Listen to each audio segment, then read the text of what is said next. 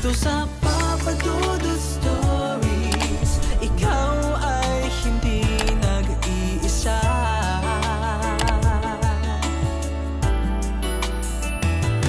Dito sa Papa Dudut Stories, may nagmamahal sa'yo.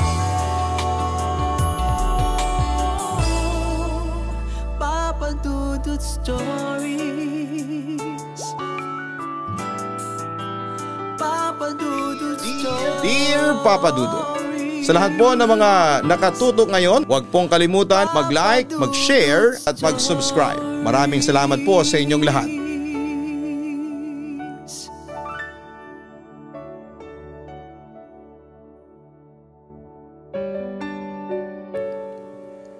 Hanggang saan at kailan nga ba tayo dapat magpakatatag para sa mga pagsubok na dumarating sa buhay natin? At kailan natin dapat sabihin na hindi na natin kaya ang lahat at kailangan na nating sumuko? Dear Papa Dudut, ang sabi nila ang pagsubok daw sa buhay ang nagpapatatag sa isang tao. Pero bago siya maging matatag ay masusubok talaga ang pasensya niya at pananalig sa poong may kapal. Kung hanggang kailan siya kakapit at kung kailan niya isusuko ang lahat. Papa Dudut, ako nga pala si Ali. 45 years old, taga Nueva Ecija, pero ngayon ay dito na ako nakatira sa Maynila. Kasama ang aking magandang asawa at isang anak. Nasa second year high school ako nang magdesisyon akong makipagsapalaran sa Maynila, Papa Dudut. Ulila na rin kasi ako sa mga magulang. Bunso ako sa 7 magkakapatid at lahat sila ay may sari-sarili ng pamilya. Noong panahon kasi namin, Papa Dudut, maaga talagang nag-aasawang mga tiga sa amin. Kaya mag-isa ko na lamang na pinag-aral ang sarili ko habang nakatira sa maliit na bahay na naiwan ng namayapa kong mga magulang. Tumutulong ako noon sa pagsasaka sa mga tiyuhin ko at nagkakargador din ako sa malapit na palengke. Hanggang sa nagdesisyon na nga ako na lumuwas na lamang ng Maynila. Papa Dudut, hindi naging madali ang buhay ko dito sa Maynila. Nakikitira lang kasi ako sa isang malayong kamag-anak ng tatay ko. Pumayag nga lang sila na makitira ako nang mag-abot ako ng pera na matagal kong inipon noon. Pero palagi rin silang nagpaparinig sa akin na dagdag palamunin lang daw ako sa kanila. Kaya naman naghanap na kaagad ako ng trabaho. Pero dahil nga hindi ako nakatapos ng high school, hindi kaagad ako natanggap sa mga inaplayan ko. Mabuti na lang, batak ang katawan ko sa mga mabibigat na trabaho, Papa Dudut. Kaya nang sabihin sa akin ng tiyuhin ko na pwede ako maging kargador sa palengke kung saan siya pumapasada ng jeep, ay hindi ko yon pinalampas pa. Papa Dudut, ilang taon din akong nagtrabaho bilang kargador hanggang sa pasukin ko na rin ang construction. Mas mabigat ang trabaho pero mas malaki ang kita kahit papaano. At hindi ko inaasahan na ang trabaho ko na yon ang magiging daan para makilala ko ang babaeng mamahalin ko sa panghabang buhay. Rina ba ang pangalan ng babaeng nagatid ng mga order nating pagkain? Tanong ko kay Arnel. Oo, pamangkin siya nung inorderan natin ang pagkain para sa tanghalian. May sakit yata ang tita niya kaya siya ang nag-deliver ngayon. Tugon naman niya. Kaya pala sa tinagal-tagal ko ng pagtatrabaho dito ngayon ko lang din siya nakita. Wika ko. Palagi lang kasi siya sa karinderya nila. Nagulat nga ako at siyang nag-aabot sa atin ng pagkain ngayon. Teka, wag mong sabihin na napupusuan mo siya, tanong ni Arnel. Bakit pare, bawal ba? May asawa na ba siya sa may mga anak? Pag-uusisa ko naman. Ang alam ko wala pa. Pero mahigpit kasi ang tiyahin yan eh. Kaya walang makatagal ng panliligaw sa kanya. Kung ako sa'yo pare, pag-iisipan ko mabuti bago ko pormahan niyang si Rina. O maghahanap na lang ako ng ibang babae na mabilis makuha. Tugon niya. Normal naman siguro ang maging mahigpit ang isang magulang. Gusto lang nilang pangalagaan kasi ang kaligtasan ng anak o pamangkin nila. Pero siguro kung sino man ang lalaking magtatangka na manligaw ulit sa kanya at seryoso naman sa kanya ay gagawin din ang lahat para makuha ang loob hindi lang ni Rina kung hindi pati na rin ang buong pamilya niya. Wika ko. Naks, lalim nun pare. Mukhang tinamaan ka nga talaga dyan kay Rina. Pero alam mo, kung seryoso ka talaga, edi gawin mo na yung sinasabi mong panliligaw. Maraming umaaligi dyan kay Rina. Ikaw din, baka maunahan ka pa ng iba, ang sabi ni Arnel. Papadudot si Rina na nga yata ang pinakamagandang babae na nakita ko dito sa Maynila. Hindi siya katangkaran, morena ang kulay ng kanyang balat. Bilugan ang mga mata at napakaganda ng kanyang mga ngiti. Malambing din siyang magsalita kaya parang hindi ko pagsasawaan na marinig ang boses niya o ang makausap siya. Papadudot, hindi ko na nga pinatagal pa at gumawa na rin ako ng paraan para magkalapit kaming dalawa. Nakipagkilala na ako sa kanya, kinabukasan nang siya ulit ang naghatid ng mga pananghalian namin. At doon ko napatunayan na mabait talaga si Rina, Papadudot. Dahil hindi niya ako sinupladahan o sinungitan. Dinadalaw-dalaw ko na rin siya sa bahay nila hanggang sa umakyat na nga ako ng ligaw. Kagaya ng sabi ng katrabaho kong si Arnel, masungit talaga ang tita ni Rina. Palaging masama ang tingin sa akin at pinagdadabugan pa ako kapag nasa bahay nila ako. Pero dahil gusto kong patunayan na seryoso ako sa pamangkin niya, pinagpatuloy ko lang ang panliligaw ko. Hanggang sa maging kami nang ang dalawa, Papadudot. Pagkalipas ng 4 na taon na relasyon namin bilang magkasintahan, Papadudot, nagdesisyon na rin kaming magpakasal. Hindi naman na tumutol ang mga magulang niya dahil nasa tamang edad na raw kami. Pero hindi naging madali ang buhay namin bilang mag-asawa. Lalo na nang isinilang na ang panganay naming anak na si Sarah. Tumataas kasi ang mga bilihin, idagdag pa ang pagtaas din ng upa ng tinutuluyan naming maliit na bahay. Mababa lang ang sweldo ko sa construction. At ang asawa ko naman ay umi-extra na lamang ng paglalabandera sa mga kapitbahay. Pero sabi nga namin ni Rina, walang susuko sa aming dalawa. Hanggat magkasama at buo kaming pamilya, ay mananatili kaming matatag, Papadudot. Nang isilang na ang pangalawa at bunso naming anak ni Rina, doon na nagsimulang kahit papaano ay gumaan ang buhay naming mag-asawa. Mula sa pagiging isang construction worker ay na-promote ako bilang foreman. Tumaas ang sweldo ko at gamit ang naipon naming pera ng asawa ko ay nagdesisyon na kaming lumipat sa mas maayos na lugar at bahay. Talagang pinagbuti ko ang trabaho ko para sa pamilya ko, Papadudot. Mahal, baka naman ikaw ang magkasakit sa gagawin mo na yan. Oo nga, tumaas ang posisyon mo sa trabaho pero mabibigat pa rin naman ang ginagawa mo. Baka katawan mo naman ang bumigay kapag inabuso mo ng masyado. Paalala sa akin ni Rina, Papadudot. Marunong ako mag-alaga ng sarili ko. Kaya huwag kang mag-alala sa akin. Ang sabi ko naman. Mahal, kung payagan mo na lang kaya ulit ako na tumanggap ng labada, tanong niya. Kung papayagan man kita, hindi pa ngayon. Dahil wala pang 1 taon mula nang makapanganak ka. Mas lalong ayokong katawan mo naman ang manghina.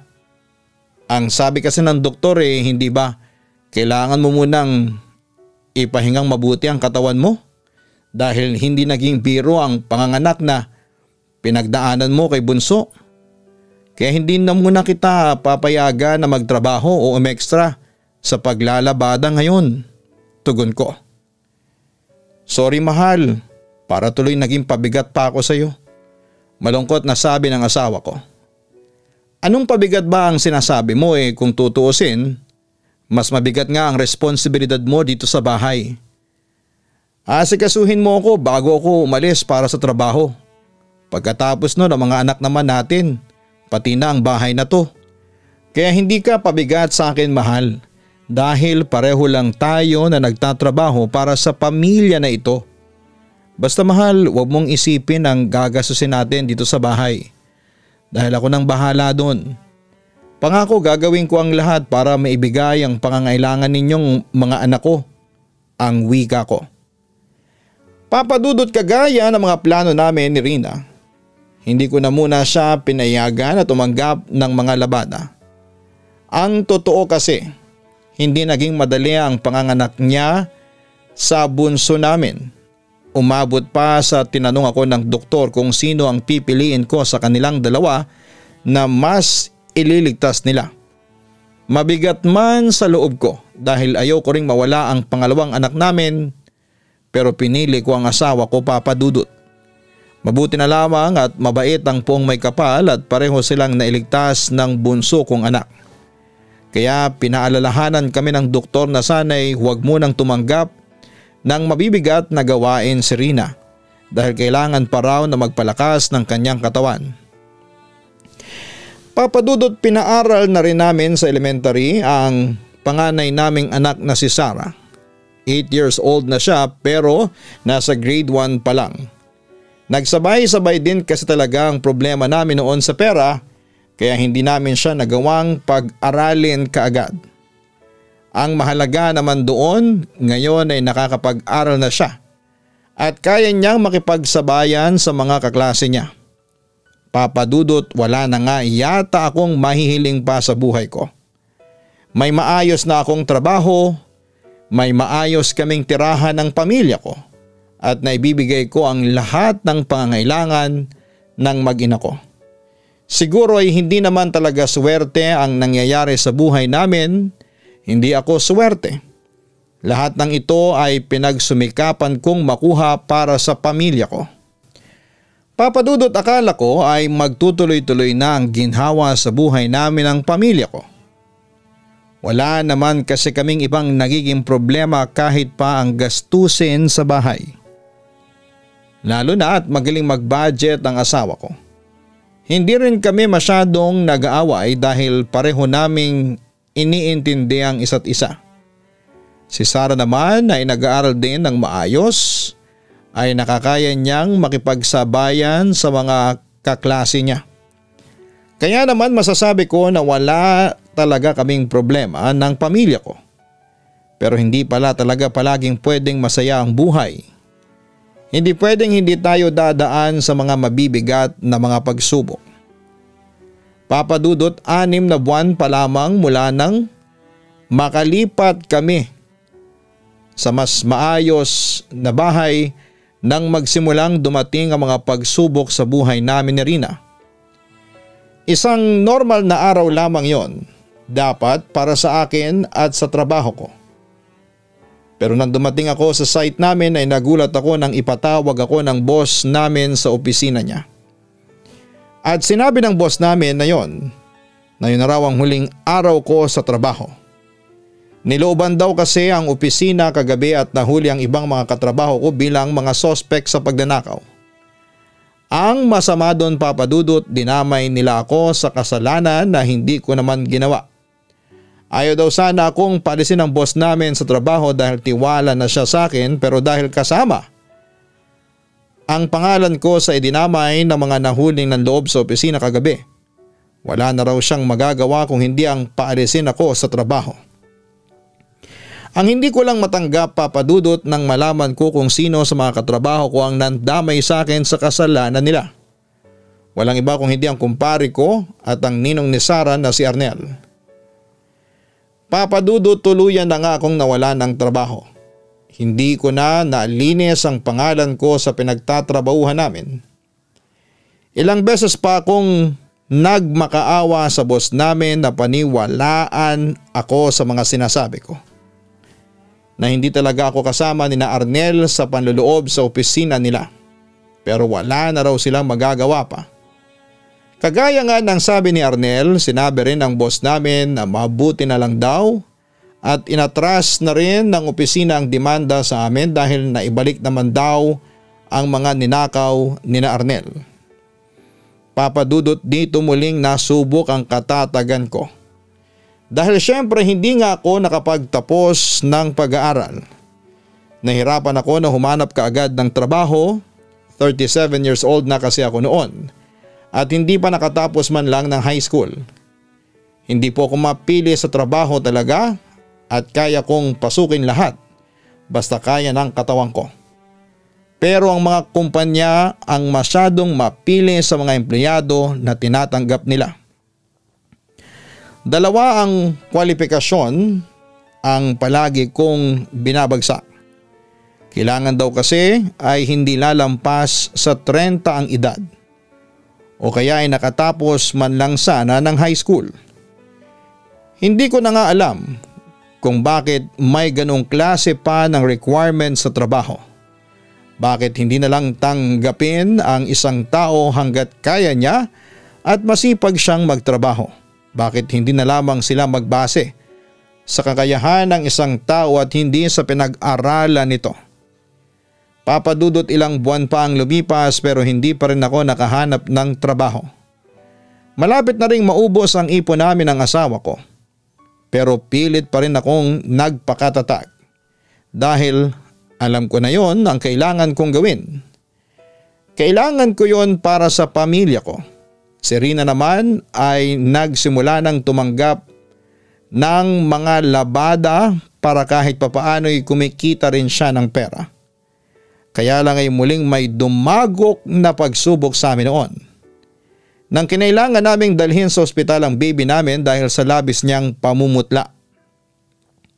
Papadudot, ilang beses kong sinabi kay Rina na magpakatatag siya.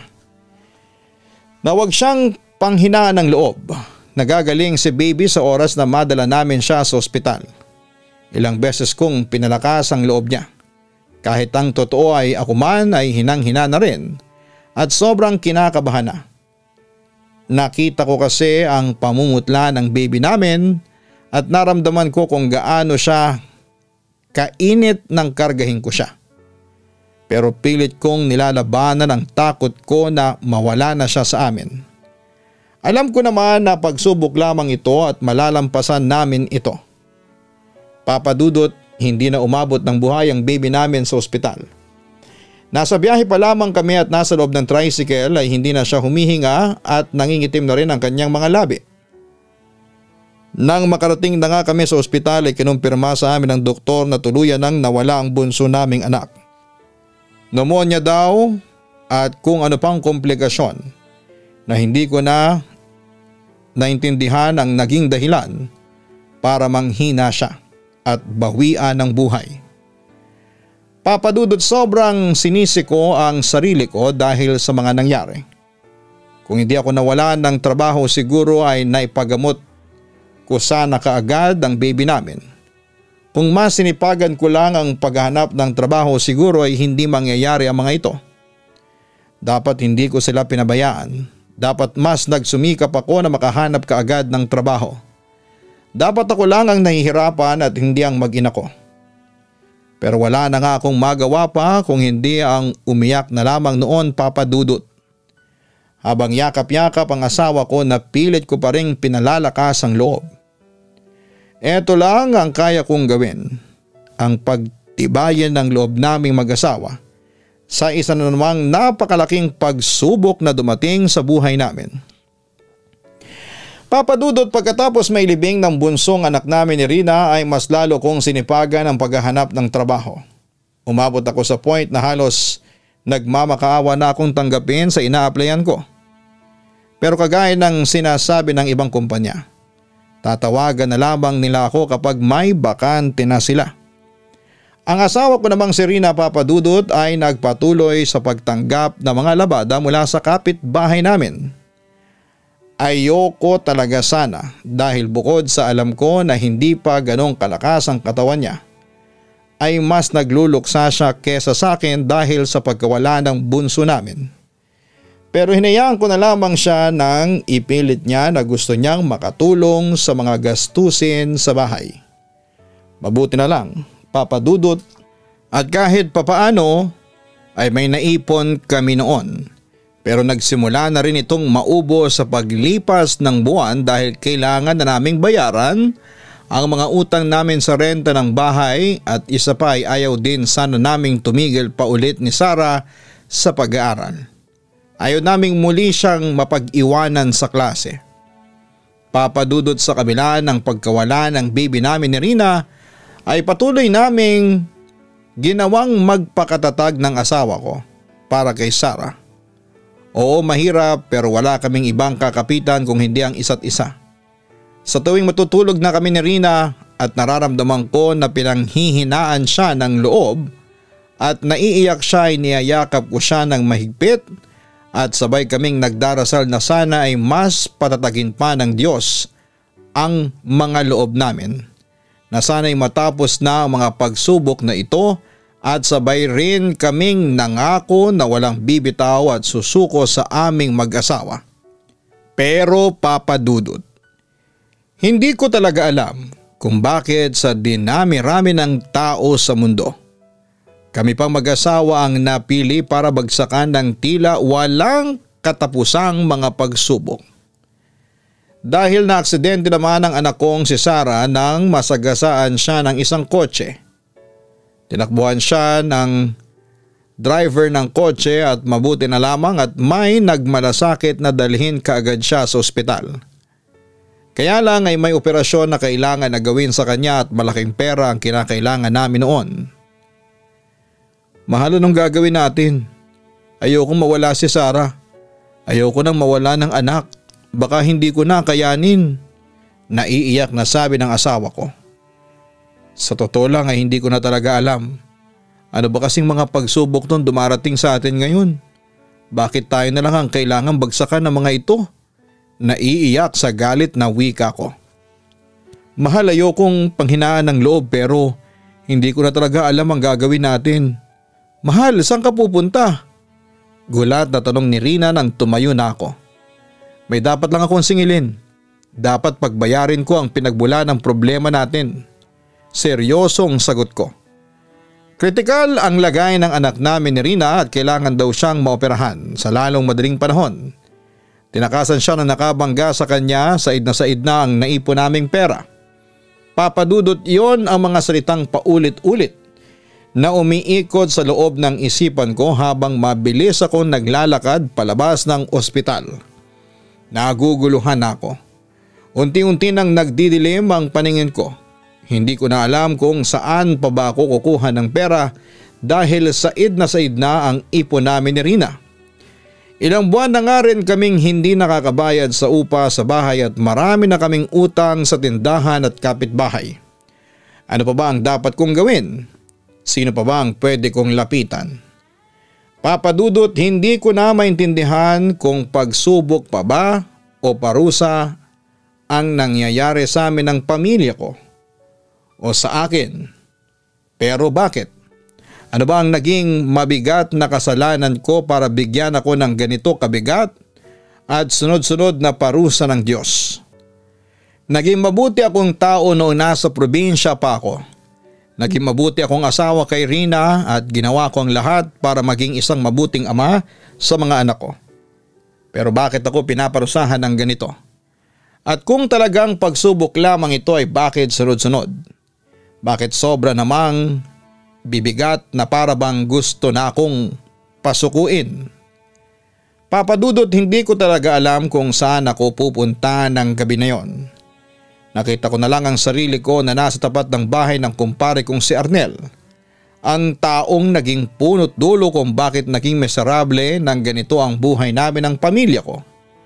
Tinutukan ko siya ng kutsilyo at paulit-ulit na sinisisi dahil sa kamalasang dumarating sa buhay ng pamilya ko. Nagsorry naman si Arnel at paulit-ulit na nagmakaawa na huwag ko siyang sasaktan. Papa Dudut, muntik na talagang magdilim ang paningin ko ng gabi na yon. Mabuti na lamang at nagawa pang bitawan nang nanginginig kong kamay ang hawak kong kutsilyo.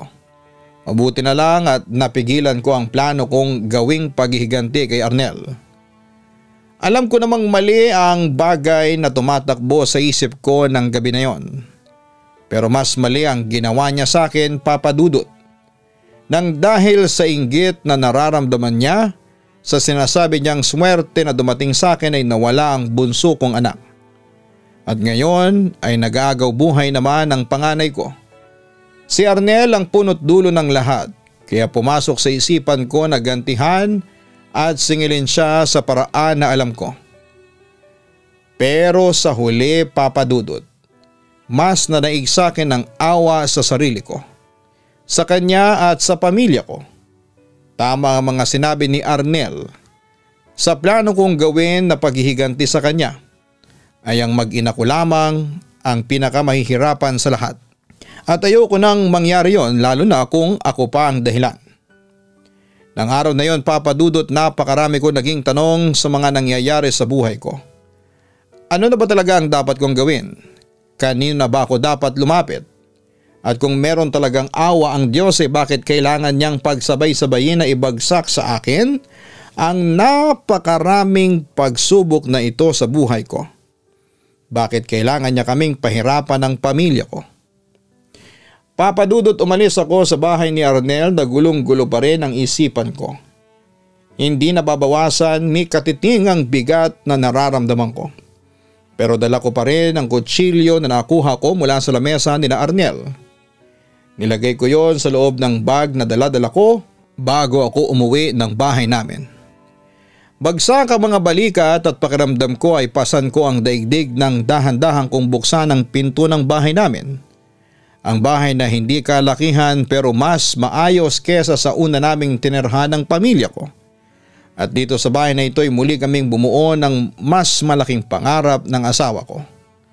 Ang nasa isip ko noon, Papa Dudut, may chance pa kaya na maabot namin ang pangarap na yon sa ganitong klase ng sitwasyon namin ngayon? Paano kung hanggang dito na lang talaga kami? Paano kung hanggang dito na lamang talaga ako?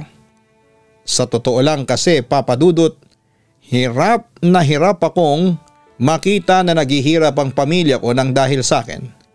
Buti sana kung ako lang, kaya ko magtiis, kayang-kaya ko. Pero nadadamay na sila sa kapalpakan ko sa buhay ko.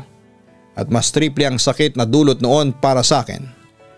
Papa Dudut, nang tuluyan akong makapasok sa loob ng kusina namin ay umupo ako bago ko nilabas ang kutsilyo mula sa bag ko. Isa lang ang naiisip kong paraan para hindi ko na maramdaman ang bigat na ito. Isa lang ang dapat kong gawin sa buhay ko. Pero bago ko pa magawang maglaslas, nakita ako ni Rina at kaagad niya akong napigilan. Diyos ko mahal, bakit may hawak kang kutsilyo? Akin na yan, ano bang gusto mong gawin sa sarili mo? Bulalas ni Rina. Saglit pa kaming nagagawan sa kutsilyo hanggang sa humagis yon sa kung saan. Ali, alam kong hindi na biro tong pinagdadaanan natin. Mula nang mawalan ka ng trabaho sa pagkawala ng baby natin tapos ito ang aksidente ni Sarah. Pero mahal, hindi ba ang sabi natin kukuha tayo ng lakas sa bawat isa? Nandito pa ako lumalaban. At kung nangihina ka na, kuhanan mo ako ng lakas para sa sarili mo, ang sabi ng asawa ko. Hindi ko na kasi kayang makita kayong nahihirapan ng dahil sa akin. Umiiyak na sabi ko. Wala kang kasalanan. Ginagawa mo ang lahat para sa amin ng anak mo. Naiiyak na ring wika ng misis ko. Bakit ba kasi kailangan pang magsabay-sabay nitong parusa sa akin? Bakit kailangan pa kayong idamay ng Diyos sa pagpaparusa niya sa akin? Pag-iyak ko pa. Huwag kang magsalita ng ganyan, hindi ito isang parusa. Pagsubok lamang ito para sa atin at alam nating dalawa yun. Yun naman ang palaging sinasabi natin, di ba? Sinusubukan lang ng Diyos ang pananalig natin sa Kanya. At katatagan bilang isang mag-asawa. At sa oras na nagpapakatatag tayo at hindi sumusuko, Malalaman natin ang lahat kung bakit. Mahal, ang importante naman ngayon ay lumalaban ako. Lumalaban si Sarah. Please naman lumaban ka rin para sa aming dalawa. Kaya naman natin to. Malalampasan natin ang lahat ng ito. Naiiyak na sabi ng asawa ko. Papa Dudut, kahit papaano ay nabawasan ang bigat na nararamdaman ko dahil sa mga sinabi ni Rina. Pilit silang lumalaban ng anak ko kaya dapat ay ganon din ako. Kahit na hindi ko pa rin naiintindihan kung bakit ba ito nangyayari sa amin, ay babangon na ako at muling magpapakatatag para sa mag-ina ko. Ayoko na ako ang maging dahilan para panghinaan sila ng loob. Lalo na ang asawa ko. Siyang mulat sa pool ay kinukuhanan ko ng lakas. Kaya naman dapat lang nasuklian ko ang lahat ng yon. Suklian ang katatagan at tibay ng loob niya na malampasan namin ang lahat ng pinagdadaanan namin sa ngayon. Papa Dudut, kinabukasan ay bumalik na sa ospital si Rina habang ako naman ay dumiretso sa munisipyo upang humingi ng tulong pinansyal. At dahil malapit na ang eleksyon ng taon na yon, kahit papaano ay may naiabot sila sa akin na pera na pandagdag para sa operasyon ng anak ko. Kulang pa yon pero malaking tulong na rin para kay Sarah. Papa Dudut, kahit wala akong kain o maayos na tulog ay meron pa rin akong lakas para tumuloy na bumiyahe patungo sa ospital. Gusto ko nang makita si Sarah. Wala pa man siyang malay o hindi man niya marinig ang mga sasabihin ko. Ipaparamdam ko sa kanya na lumalaban ng tatay niya para sa kanila, ng nanay niya. Pero nang makarating kami sa ospital, nakausap namin ang nanay ng nagmamaneho ng kotseng nakasagasa sa anak ko. Humingi siya ng tawad sa amin at nangako na sasagutin niya ang lahat ng panggastos sa ospital. Papa Dudut, hindi na nga namin tinanggihan ni Rina ang tulong na ibinibigay ni Mrs. Gomez para sa operasyon ni Sarah. Sa loob din ng linggo na yon ay nagawa ang operasyon. At naging matagumpay ang lahat. Nailigtas na mula sa kritikal na kalagayan ng panganay at nag-iisa naming anak na si Rina. Kagaya ng sinabi ni Mrs. Gomez, Papa Dudut, hindi niya kami pinipilit na iatras ang demanda sa anak niya. Pero hinarap namin siya ni Rina. Kinausap namin ang lalaking dahilan upang muntikan nang mawala sa amin si Sarah. Papa Dudut, nang magkaharap-harap kami ng anak ni Mrs. Gomez, doon ko napatunayan na totoo ang sinasabi niya. Halos lumuhod kasi sa harapan namin ni Rina ang lalaki habang humihingi ng kapatawaran dahil sa nagawa niyang pag-iwan kay Sarah pagkatapos niya itong mabangga. Nataranta na lang daw talaga siya noon at natakot. Nang makarating daw siya ng bahay nila at masabi kay Mrs. Gomez ang mga nangyari ay doon lang daw niya naisip na hindi niya dapat iniwanan si Sarah sa kalsada na nag-aagaw buhay. Dapat tinulungan niya ito at siya mismo ang nagdala sa ospital. Papa Dudut, hindi po siya nagmakaawa na iatras namin ang demanda. Nagmakaawa siya na ibigay namin sa kanya ang kapatawaran na hinihingi niya dahil sobrang nagsisisi na raw siya. Sa totoo lang ay naaawa din ako sa kanya, Papa Dudut, na hindi ko nga nagawa ang sinasabi ko na babasagin ko ang mukha niya para lamang maiganti ko ang anak ko. Kaya tahimik na lang din kami ni Rina na umalis ng presinto. Papa Dudut, sa paglipas ng araw na nakikita namin na nagiging mabuti na ang lagay ni Sarah, ay gumawa kami ni Rina ng isang malaking desisyon, ang iatras ang demanda sa taong nakabangga at muntik nang maging dahilan ng pagkawala ng anak namin. At dahil doon ay muli kaming kinausap ni Mrs. Gomez. Labis-labis siyang nagpasalamat sa aming mag-asawa at muli ay nag-abot ng pera para daw sa mga kakailanganing panggamot ni Sarah. Ganon din ang ginawa ng anak niya.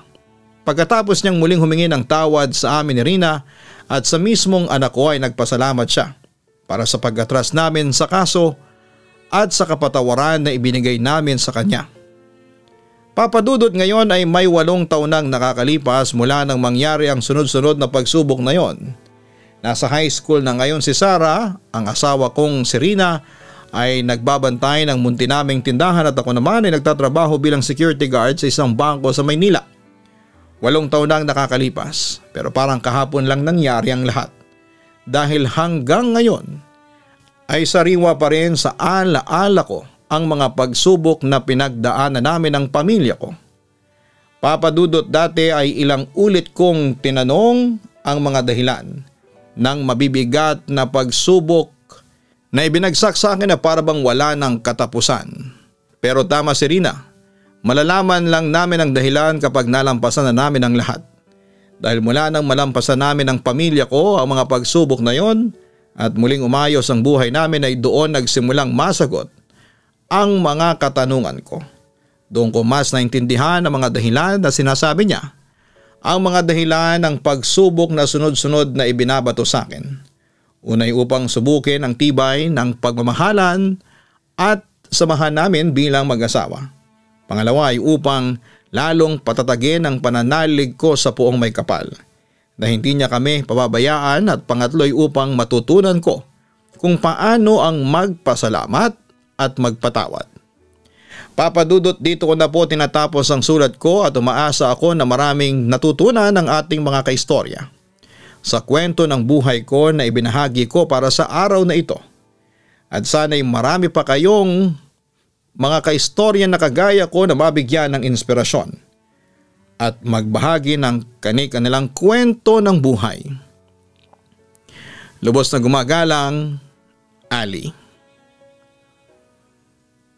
Bago ang lahat ay maraming pong salamat sa lahat ng mga nanonood ng ating programa.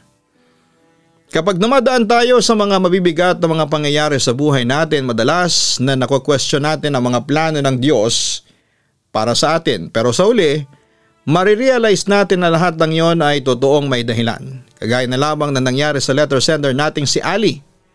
Alam mo Ali, hindi naman talaga gusto ng Panginoon na mahirapan tayo o mawalan tayo ng mahal sa buhay. Sadyang may sarili lang siyang plano kung paano pupunan kung ano yung nawala sa atin na naging dahilan kung bakit tayo nasasaktan. Totoo kasi yung naririnig natin na kapag may kinuha ang Panginoon sa atin, may ibibigay siya ng kapalit. At ang kapalit na yon para sa inyo ni Rina ay ang isa't isa at muling maging mas maayos ang relasyon ninyo. Kaya salamat sa pag-share mo ng sobrang nakaka-inspire na kwento ng pamilya mo. At sana'y patuloy ka pang maging matatag kasama ang asawa at anak mo. Huwag kalimutan na mag-like, mag-share at mag-subscribe. Hanapin po ang Kaistorya YouTube channel at manood ng aming mga nakakatakot na mga uploads. At ganon din ang Gian na Vlogs, yan po ang aming family vlog. Sana po ay makapag-subscribe kayo at makapanood din. Maraming salamat po.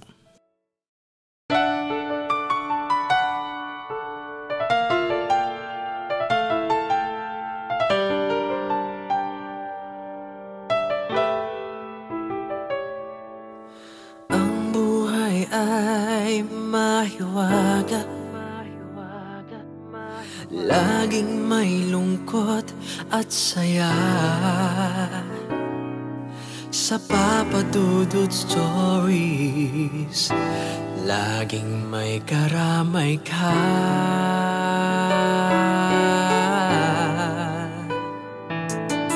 Mga problemang kay bigat, dito ay pakikinggan ka.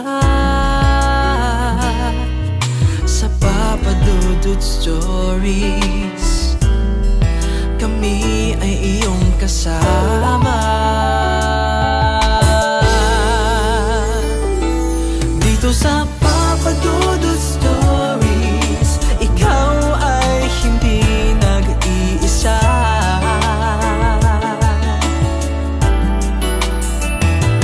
Dito sa Papa Dudut Stories, may nagmamahal sa'yo. Papa Dudut Stories,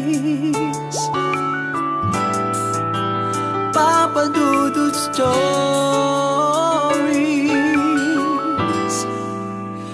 Papa Dudut Stories.